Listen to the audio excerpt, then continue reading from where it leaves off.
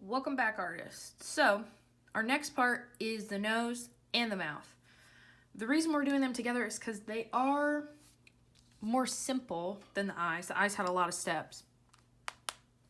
And so I'm going to show you how to do the nose, shade it, see where it is on the paper, then we're going to come back and do the mouth. So, in order to get started, you are going to want a piece of paper, a pencil.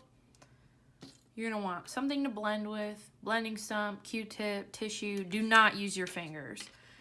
And a pencil sharpener, possibly with some pencil shavings, just to have something else to shade with on the other side.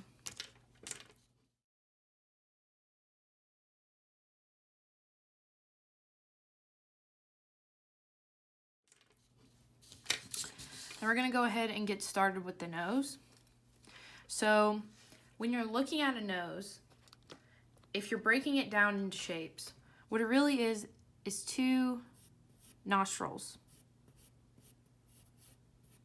So you have two big nostrils or small ones, depending on what your nose looks like. And then you have a smaller circle right here, sort of where the tip of your nose would be. So it's much easier to look at a nose to see the different ways a nose can be shaped, but I'm just going to give you a very simplified version of what that should look like. So you know you have one nostril, and then it comes down, and then you have your second one. Okay, so on the inside of each nostril, you're going to have a bit of a darker part. So go ahead and map those two out. Now, everybody's nose is shaped differently. So this might be larger, it might be smaller. It just depends. I'm gonna go ahead and erase those lighter marks down here just to kind of help you see the direction we're going in. This does look a little bit dark, but I'm gonna blend all of this out in a minute. So at the edge of these circles, you can go ahead and curve up.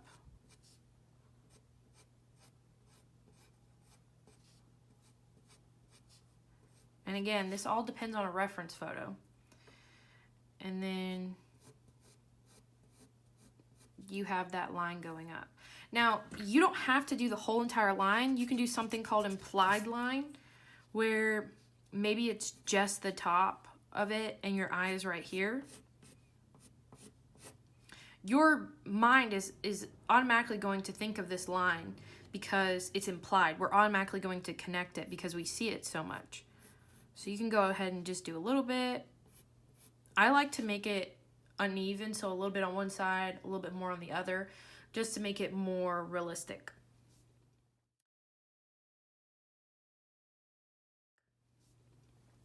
Okay, so now I'm going to go ahead and start the shading because that is mostly the base of what a nose should look like.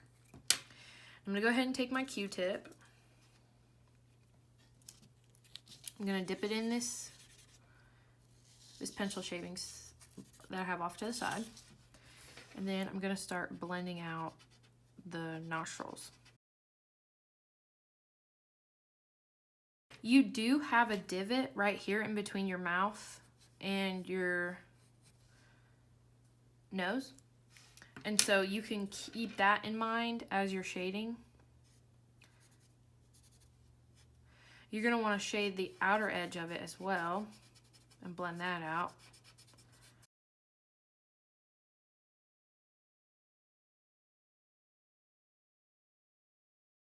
And then you can go back and erase or add darker marks or lighter marks. Just kind of evening it out and adding a little bit of darkness to the inside. Okay. So then you can go ahead and erase these 3 circles right here. But I'm going to show you why this one was important, this middle one here. So this middle one is kind of the illusion of the tip of your nose. And so you can go ahead and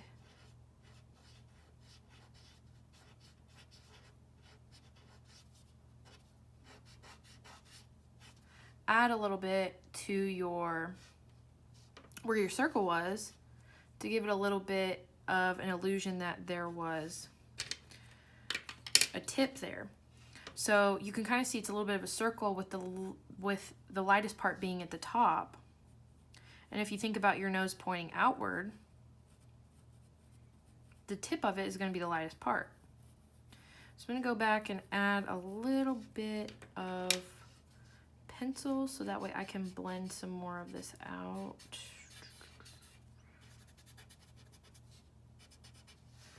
And another great thing is once you have all this shading, you can go ahead and erase anything you don't want to go ahead and make it look even more realistic. Okay, so now that I've cleaned all of this up, this is really it. So I'm gonna come back and I'm gonna show you how it's going to look onto your proportions.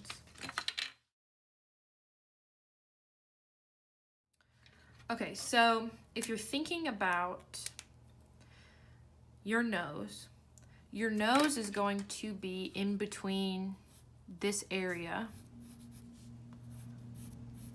where your tear ducts are. Now it's probably not gonna be that wide, but it might be. But it's never really gonna go past your tear ducts. So I'm gonna go ahead and do that same pattern, that over and under, sort of like a wave. And then I'm going to go ahead and bring it up. And again, you can do that implied line, curving it. And then I'm even going to go ahead and do a little bit of a little C for the tip of the nose. I'm going to darken this just a little bit. And there's where it's going to be onto your proportions. And then I'm going to go ahead and add that little area. I think that's called the cleft. Okay, so that is the nose. Now I'm going to go ahead and... All right, so now we're moving on to the mouth. Now, instead of starting with shapes, we're actually going to start with an X. And if you kind of look where the nose was, I'm gonna try to attach it. So you're gonna have a line going straight down. It should be right in the middle of your nose, and then a line going across. Now, this line is going to be, it's going to start in the middle of your pupil. So that's how long, it shouldn't be longer than that. It might be shorter, but that's kind of where I would stop your line. Okay? So the first thing we're going to do is sort of like a wave. We're going to go up over this line and then down and then meet it at the end right there. Over this line, go down and meet at the end right there. And then we're gonna go ahead and erase that middle line because that was all you needed.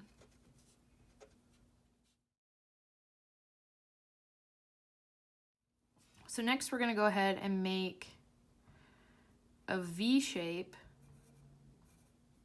at the top and then a curve at the bottom. And now we're going to curve this line here and connect it with the edge of our middle line.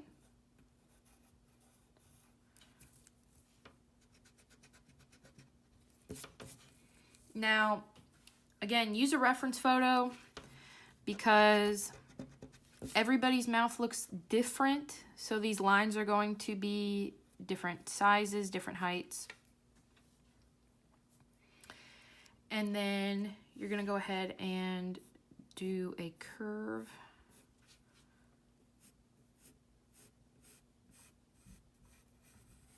That connects at the bottom there. So now, once we had all of that, now we're going to start going ahead and shading. So this is kind of where the inside of your mouth would be. So I'm going to create a little bit of a dark area here. And then it's also going to be dark up towards the edges as well. Now, you're going to want to think about when you're creating a shade for any object, you're going to want to think about how the light is hitting it. So if you're thinking about a portrait or a face in general, the things that are poking out the furthest from your face are going to have the lightest areas. So the top of our mouth pokes out. So I'm going to kind of block that off. Okay. And then the center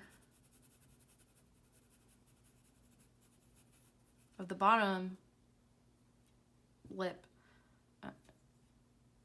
pokes out. So those are the two places that we're going to leave white. Now I'm going to go ahead and just do one shade, one color, one value across the entire mouth, making sure I'm not going into those whites that I just put down. And you want to try to shade in one direction. It's going to be the easiest way to blend. Okay, and now I can go ahead and think, okay, next to the mouth, the inside of the mouth is probably going to be a little bit darker. I'm going to go ahead and add another layer. The edges of your mouth are a little bit darker as well, so I'm going to go ahead and add an additional layer.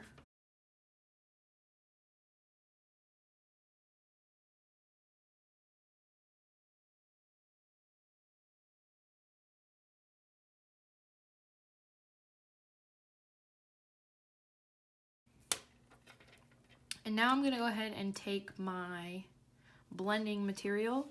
I do want to show you really quickly though, because I've said it in a lot of these tutorials, why you should not blend with your finger. I'm going to take my finger.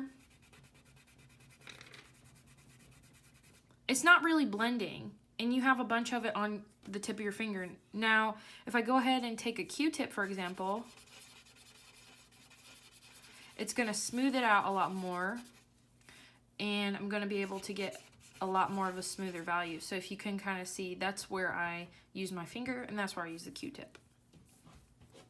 So I'm going to go ahead and gently, in circular motions, go back over all of that shading I just did.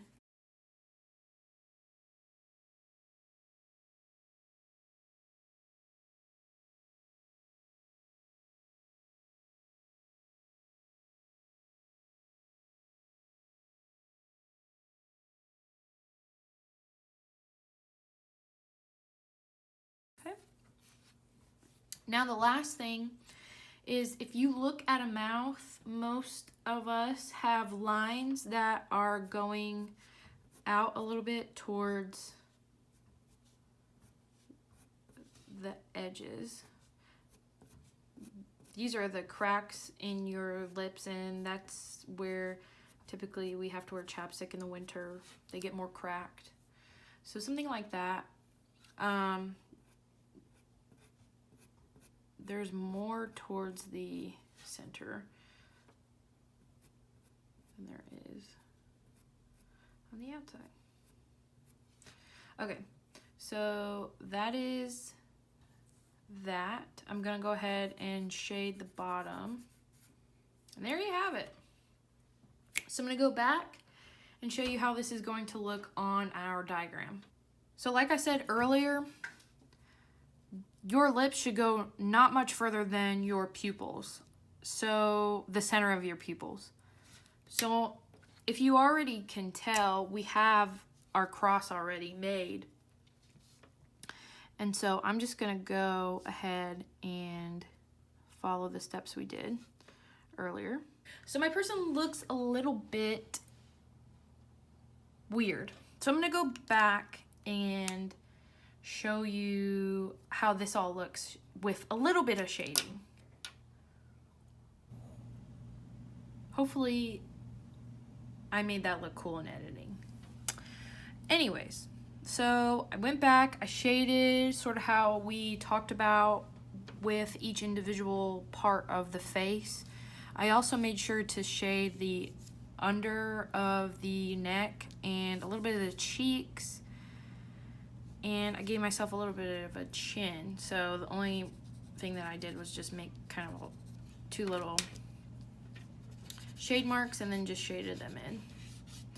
Now, come back for the next tutorial and I'm gonna show you how to make my person not bald. See you later.